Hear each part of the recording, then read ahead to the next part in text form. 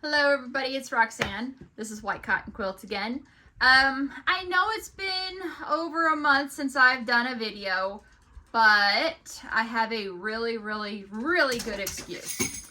So, take the bell off. I went and bought a new quilting machine. And you know, it's not new, it's new to me. So when I say new, it's new to me. It is definitely used, but it was well taken care of, and I appreciate that so much. So I'm offering quilting. No, it's not computerized. Yes, I am doing pantographs. I have 6 designs I think right now at the moment. I got more coming. I ordered more. So what I'm doing in the meantime is the last video that I left off on for you guys, I said I was going to show you how to cut yardage. So I am doing this is called it's from the Fat Quarter Shop. It's called the Bats and Booze. This was a free pattern. It was one of the mystery patterns from, I think, a couple of years ago. But I'm going to do that for, I think it makes like a small, like 36-inch quilt. Let's see. Yeah, 32-inch. So it's not small, it's like baby size. But I thought I would do that and hang it. Hopefully I'll get it done before Halloween and I can hang it in my sewing room. So I've chosen white for the background. So here's my background fabric. Now, this yardage, I've already done a lot of pressing on it. So the first thing I did with my yardage is I folded it in half with the salvages together. So, if you can't tell, this is the salvage. This is obvious where it's frayed. Other yardage might not be as obvious as far as that, but you will notice on some yardages that there will be either a line of print here saying the manufacturer. They will even sometimes be a different shade. There may be where they tested the colors for the fabric when it was being manufactured. So there will be a difference on this side. So what I've done is I've folded it in half, matched those, and you can tell I have matched them almost perfectly. The better you can get them matched, the more accurate your cuts will be. So yes, I could leave it like this and cut it like this. I do have a ruler long enough. But what I like to do is go ahead and I like to fold it in half again because I have a limited amount of space here. And when I do that, I'm going to make sure that I take the salvage and I line it up as good as I can along with that crease right there. All right. So now I have that, and this has been pressed previously. Normally I would go ahead and press this again to give it a good crisp fold right there, but just for the sake of showing y'all this, I'm not going to. So we're going to cut some yardage here. Cutting yardage is pretty much the same as cutting the layer cake that I did in the last video. So there's a few minor differences. One, yes, is the folding. The reason why you want the salvages together is because if it's not together, you have bias on your fabric. And you'll know the bias because if you pull your fabric one direction, you'll see that it stretches. If you pull it this way, hardly at all. But if you pull it across the grain this way, it's gonna go crazy. That's your bias. So when you're cutting your fabric, the last thing you want to do is cut your fabric with this bias going across it because it will stretch and that'll make your blocks that you're cutting completely off.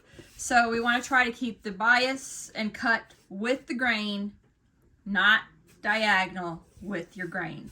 So the first thing it says to do on this background is we need some 3.5 by 4.5 rectangles.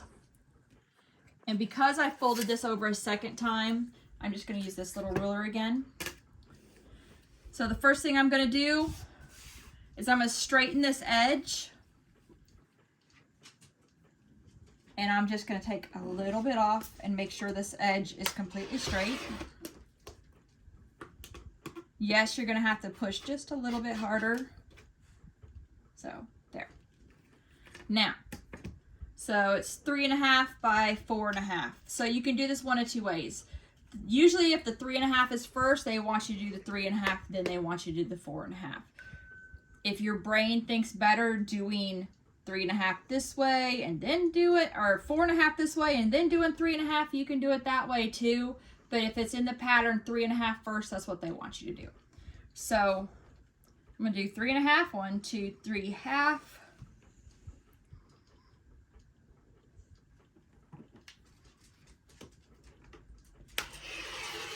And cut across. If you did your folding and your cutting, when you fold this open, see, it's straight. If you did not do it, the pressing good enough, or there was a wrinkle still in your fabric when you press the yardage, you're gonna get bows in the middle here. What will also cause that bow is if you have more than 4 layers. And when I say 4 layers, you've got 2 right here when I opened it. When it's folded back, you have 4. I try never to do more than 4 layers. That's what I've always taught my girls to do, to avoid having this wonky bow that you will get in your fabric. So that is how you cut yardage. It's pretty straightforward. Like I said, it's pretty much like we cut the layer cake in the last video. So that's pretty much it. Now, I'm going to go ahead and I'm going to show you how to, what we call subcut this down into the size we need. So the pattern said 4.5 inch. So I'm going to make sure that this is lined, because I unfolded it. So I'm going to make sure it's lined back up really good. I like to start from this side and cut my selvage off first. So I'm going to, and you notice I got it pretty well lined up on a line here. So it's straight. And then I'm just barely taking off the fold and the selvage. And there we go. So we need 4.5. So 1, 2, 3, 4. Half is the middle dots.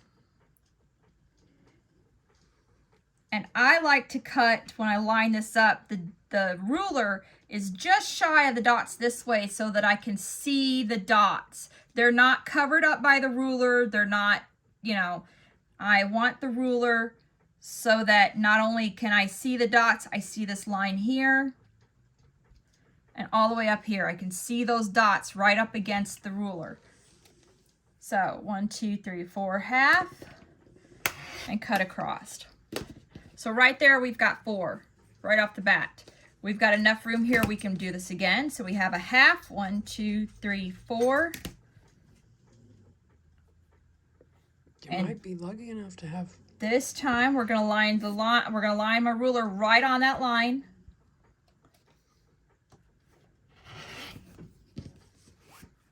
And there's that. So I've got this little piece left, and usually what I do, I don't throw anything away. So this little piece is about 3.5 inches by 3.5 inches. So I can actually, if I wanted to, trim this down to a 2.5 inch squares and save it for another project. But I'm going to put this in a little pile for later and save it for later. So that's how you do that, guys. Now, the last video that I did, I was working on my gaining altitude quilt pattern. So I'm going to show you that finished one, so you can kind of see what happened with it. So if you can see, there's those big, beautiful, you can see the print and the bees. It turned out great with those flying geese. We even got an owl you can see up there. See the owl? You can even see, like, when you do the star with that pattern, you can fussy cut it a little bit so you can make sure that you keep that fabric that you want to show in there. And then all the rest of these is the rest of the layer cake. And that pattern, you actually don't use the whole layer cake. You'll have leftover layer cake squares for another project. So I highly recommend this pattern for you that might be out there that might have some fabric with a big print on it and you just can't bear to cut it into a small sized quilt block. I highly recommend my pattern for that because you do get to save a lot of those big beautiful prints and get to actually see them. That's the one thing I hate, is getting beautiful fabric and then I have to cut it down in tiny little pieces and I don't get to see the pattern that I loved so much. So that's kind of why this pattern was created. So that being said, I think that's enough for today for this video. Next time I will actually probably show you guys how I load the new frame and how I set it up for a pantograph. And if it's a little while between, guys, I'm sorry, but I've got markets coming up, and so I know I'll probably post some videos of going to the market and setting the booth up and stuff like that, so you can follow along with me on that stuff. And I think that's all I've got for today, guys.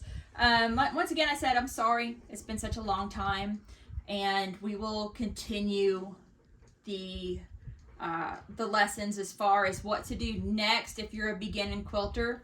Like I said, I'm working on the bats and boos, so I will be doing probably some videos to add between now and the next couple of weeks of sewing this and how to sew some of these. Super simple, super simple. And I think you guys will really like following along. So if you want to find this one, you just go to the Fat Quarter Shop. On their website is, I believe, where I found it. So it's going to be the Fat Quarter Shop, or fatquartershop.com. And in the search bar, just type in Bats and Boos Mystery Quilt. And I think there's like 5 or 6 sections that I had to print off to get the completed pattern.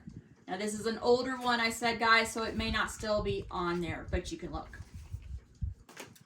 And that's it, my friends. I hope this was informative. I hope that you keep following me.